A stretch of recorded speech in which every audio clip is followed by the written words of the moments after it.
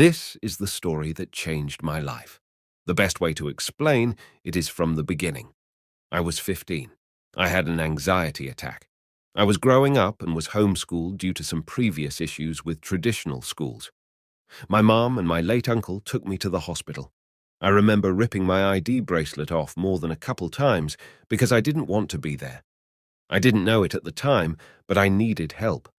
This is the story of the rest of my life.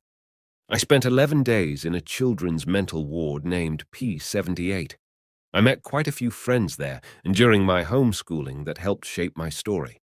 Little did they know at the time how much they would affect me. I need to backtrack a little bit for this to make sense. The friends I met during homeschool would always talk to me about this girl they knew, that nicknamed Dictionary because she was so smart. They always tried to get us to meet, but it never worked out. We were both a bit annoyed at their attempts, so eventually they tried to trick us into meeting. I was brought to her house a few times, but she was never home. In reality, she was antisocial and just didn't want to meet with people. They called her on the phone and had me speak with her a few times. Again, we were a bit annoyed at their attempts. Shortly after this is when I was admitted to the hospital. A doctor at the ward recommended a school, Eleanor Gerson High School.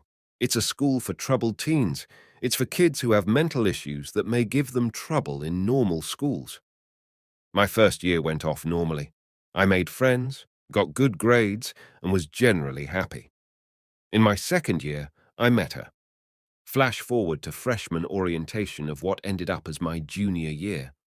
We were going through meeting the new kids with everyone introducing themselves and giving a bit of history of who they are.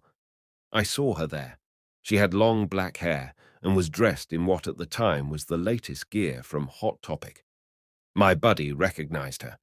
He had me mention a mutual friend of him and the girl to help break the ice. A couple days later, on the bus ride home from school, I asked her what she thought of her first few days. I got a cold response along the lines of, "I just got here. How can I have an opinion?"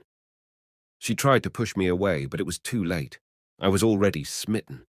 A couple months later, she came with me to get myself a new pair of glasses. I was feeling bold and told her flat out, "You're my girlfriend now." Over the next couple of years, we had a few ups and downs, but stayed together for the most part. That is until she wrote me a letter. Her own past and insecurities were getting in the way of us being a normal couple. She needed to break it off to clear her mind. I was devastated, but I had to move on. I was taking college prep classes and eventually had enough credits to only be coming to school a couple days a week. We saw each other less and less. I graduated and went on to college. She dropped out. I never forgot her. A few months later, some college friends and I were talking about her on the bus ride home. I was telling them about the girl who got away. Not even a few minutes later, as I was finishing my story, she got on the bus. I let my friends know that was her, and they didn't believe me.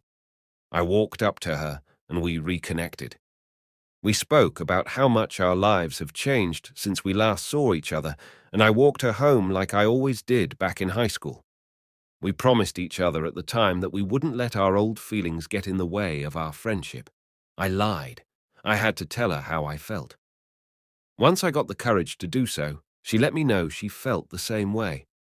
The following January, we moved in with her best friend at the same time. That was January 2007. The rest is history. Now, 15 years after I fell in love when we first met, we couldn't be happier. We now have 5 cats together and have been together for literally half of our lives. I can't imagine my life without her. I met the love of my life in high school 15 years ago, and we're still happily together. Fairy tale love stories do exist. I am living proof.